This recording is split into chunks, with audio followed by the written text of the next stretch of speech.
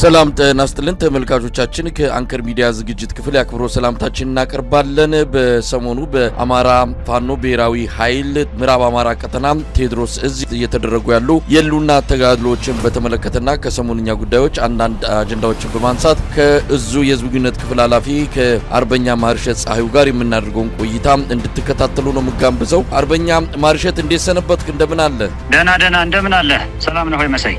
ከጀርባ የሚደገፍ በወያኔ የሚደገፍ በግብጽ ሁሉ የሚደገፍ አድርገው ለመግለጽ ሄዱበት ርቀት ነው። ይሄንን እንግዲህ የሚነግሩት ለአማራ ህዝብ ነው። የሉና ትግል ውስጥ የገባም የሉና ጥያቄ አለኝ ብሎ ይሄንን ትግል ከጀርባ ሆኖ እየደገፈ ያለም ይሄ ትግል በህዝብ ባይደገፍ ኖሮ እንኳን አይደለም 3ኛ ዓመት 3 ቀን መቆየት የማይችል ነበር። ምን ያህል የህዝብ ድጋፍ እንዳለው ማሳያ ትግሉ ከጊዜ ወደ ጊዜ እያደገ መምጣቱ አንድ ማስረጃ ሊሆናቸው በተገባ ነበር። ነገር ግን ለዚህ ህዝብ ነው እንግዲህ ይሄንን ትግል በግብጽና በሻቢያ የሚደገፍ በህዋት የሚጠመዘዝ አድርገው እየገለጹ ያሉትና አሁንም ገቡ የተባሉት የፋኖ መሪዎች ነን ብለው የሚገልጹ ሰዎችም እንደዚሁ ይህንን ጉዳይ ነው በደንብ አራግበው ያዳረሱት። በዋናነትም ከትግሉ የወጡበት ምክንያትን ሲገልጹም ከአማራ ጠላት ጋር አንተባበርም አብረን አንሰራም ብለን ነው የሚል ነገር ነው ያነሱት። እስቲ ምንድነው እዚህ ላይ ማለት የሚቻለው አርበኛ ማርሸት? እንግዲህ እኛ ወደ ጠመንጃ እንቅስቃሴ ከመግባታችን ከ2 ዓመት ተኩል ገደማ በፊት ኢትዮጵያ ውስጥ ያለው የፖለቲካ አስተላለፍ፣ ኢትዮጵያ ውስጥ ያለው የትርክት አስተላለፍ፣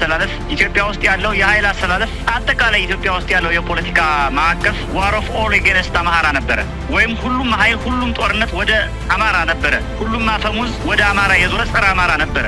አሁን ይህን አብዮት ከጀመርነው በኋላ በሰላ አብዮታዊ ስትራቴጂ ዋር ኦፍ ኦል አጌንስት አብይ አድርገነዋል። ትርክቱን፣ ኃይሉንም፣ ፖለቲካውንም አጠቃላይ ነባራዊ ሁኔታውን የሀገሪቱን ማለት ነው። ይሄ አብይን አስጨንቆታል። ለምሳሌ ለህዋቶች ገንዘብ፣ የጦር መሳሪያ፣ ሚሊተሪ ሳይቀር ሰጥቷቸው ነበረ ፋኖን ውጉልኝ ብሎ። እነሱ አናደርገውም አንዋጋም ስላሉት የትርክት ለውጥ፣ የአስተላለፍ ለውጥ፣ የፖለቲካ ለውጥ መጥቷል። አሁን ባለው ተጨባጭ ሁኔታ አብይ መራዋለሁ የሚለው ክልል አብዛኛው በሚባል ደረጃ የትጥቅ እንቅስቃሴ እየተደረገ ያለበት ከአብይ ቁጥጥር ውጭ የሆነ ነው። ትግራይን ብትወስድ ባለፉት ዓመታት ከአብይ ቁጥጥር ውጭ ናት። አፋር አሁን ከፍተኛ ቁጥር ያለው ጸረ አብይ እንቅስቃሴ የሚያደርግ ሰራዊት የተገነባበት ስትራቴጂክ የሆነ የሽምቅ ቀጠና ሆኗል። አማራ ክልል በምታቋቋን ባለፉት 4 እና 5 ዓመታት ማለት ይቻላል ያላረፈ ወደ ውጊያ እየተደረገ ያለበት ሁኔታ ነው ያለው። ቤኒሻንጉል ጉሙዝ ክልል የሌሎች የሸማቂ ኃይሎች መደራጃ ቤዝ ኤሪያ የሪሶርስ ማስገኛ ሆኖ ቤኒሻንጉል እንደፈረሰ ነው ያለው። ሶማሌ ብትሄድ የሶማሌ የኦጋዴን ብሔራዊ ንቅናቄ ግንባር እየተንቀሳቀሰ ያለበት ሁኔታ ነው ያለው። ጸረ አብይነቱ ምን ያህል እንደሆነ የሶማሌ ህዝብና የሶማሌ ክልል የሚታወቅ ነው። ደቡብ ኢትዮጵያ ብትሄድ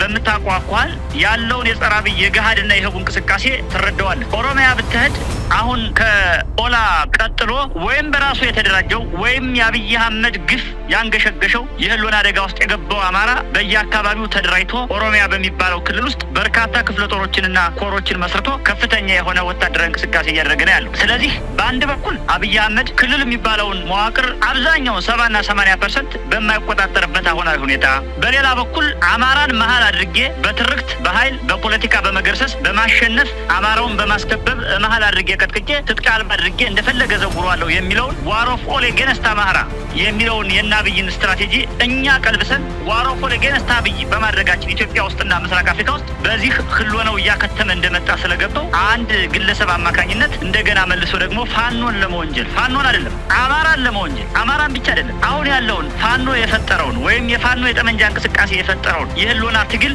ለመወንጀል የሄደበት ርቀት እጅግ በጣም አሳዛኝ ቢሆንም እኛ ግን ዝንብ ያረፈችብን ያህል ሳይሰማን አሁንም የኢትዮጵያን የፖለቲካ ኢንቫይሮንመንት የኢትዮጵያን የኃይል አስተላለፍ የኢትዮጵያን አጠቃላይ ነባራዊ የፖለቲካ ሁኔታ ወደ ዋር ኦፍ ኦል አጌንስት አብይ እንደቀየር ነው። አሁንም በእጃችን እንደተቆጣጠር ነው እየገሰገስን ነውና የአብይ አህመድ ሐሰተኛ ትርክትና ውንጀላ እኛን አይደለም ወደ ኋላ የሚመልሰን እኛን አይደለም የሚያሸማቀቀን ለደቂቃ ቢሆን የማያስቆመንና ያቀርነውን የምንሰራ ያለምነውን የምንፈጽም ህልማችን እየኖርን ያለን እውነተኛ የአማራ ህዝብ የህልውና አደጋ ቀልባሽ መሪዎች እንደሆንን በተግባር እያሳየን ያለንበት ሁኔታ ነው ያለው። እዚህ ላይ ትኩረት ሊሰጠው የሚገባ አሁንም ህዝባችን ደግሞ ደጋግሞ የአማራውም ህዝብ የኢትዮጵያም ህዝብ ሊያስብበት የሚገባው ቁልፍ ጉዳይ አንደኛ ይሄ ትግል የአማራ ህዝብ ትግል ብቻ አይደለም። ኢትዮጵያ ውስጥ ያለን ጨፍጫፊ መንግስት፣ አምባገነን አገዛዝ፣ መሀይማንን መገርሰስ መጣል የአማራው ብቻ ሳይሆን የመላ ኢትዮጵያዊ ነው። አብይ የበደለው አብይ የገደለው አብይ የመዘበረው አማራውን ብቻ አይደለም። ያልመዘበረው ያልጨፈጨፈው ያልገደለው ኢትዮጵያዊ የለም። አማራው በፊት አውራሪነት የትጥቅ ትግል ይጀምር እንጂ በአብይ ላይ ሌላውም ህዝብ በሂደት ቀስ ቀስ እያለ ወደ ትግሉ እየመጣ በመሆኑ